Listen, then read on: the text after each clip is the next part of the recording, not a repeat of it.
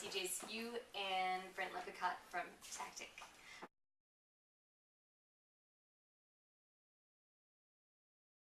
The packaging is dope.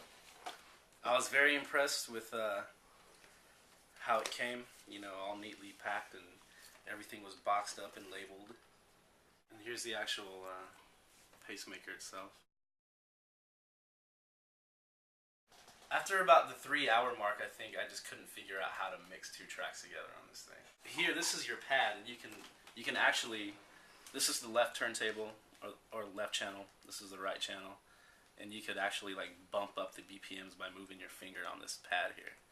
And I just, for the life of me, couldn't just get a beat to match with it. It's just, I don't know.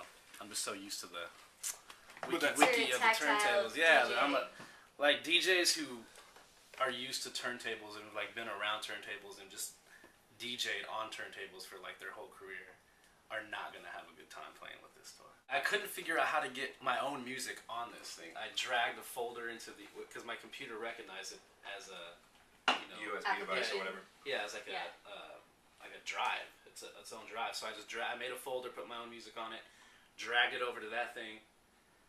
Thought it was on there, unplugged it all, got hooked up with my headphones on. I couldn't figure out for the life of me where my music was. You're so used to vinyl and the feel of it, even if you're playing on Serato, you know, and you're using control records, you still have that feel of vinyl. And you go to something like this, it's like even more drastic than like jumping to like CDJs or something like that, because it's like the interface itself, as far as like everything that you're trying to do, it's very, very small. It's very, very sensitive. The idea is cool. I'll give them that. There's this button on the side. It's called the pacemaker button. And it's kind of like your cheat, I guess you could say. I call it the P function. The P function, whatever you want to call it. But now, is this a Braille thing? Is that Braille for P? That's the logo. Okay. Yeah.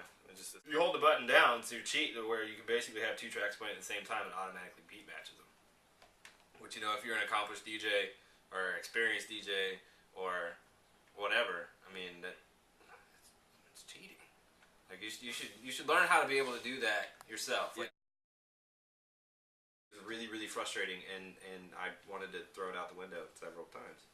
There's combinations. Okay, so it's like the buttons down. You have to hold it up and then hit like Right, buttons down or up, and then you like tap the middle and then slide to the right, or tap the middle, go down and then up, and it's like, you know, you're doing like the Contra cheat function on freaking Nintendo. Yeah, well, I got the effects to work. Completely by accident. Right, and that would have fucked up my mix right there. That honestly, that's something that happened to me a lot. It feels like a glorified iPod, and I mean, that's what it is. Like I could see myself using this like on tour, like in like a tour van. You're doing like 40 shows in like 42 days, and like you're in a van with a bunch of people, and all you do is listen to music. You barely scoot it over. It's like it's a very, very gradual, like nice, easy listen. That's honestly the one thing that jumped out at me. I was like, wow, they did a good job with that. It's like any fucking real DJs, turntablists, guys that come up like doing a lot of scratching and beat juggling and trick mixing and stuff like that. This is not for you. Not for $500. No. No way. Sorry, Tonium. But thanks for letting us try the gadget, and yeah, thanks you guys for giving it a whirl. No problem. No problem. Thanks for letting us.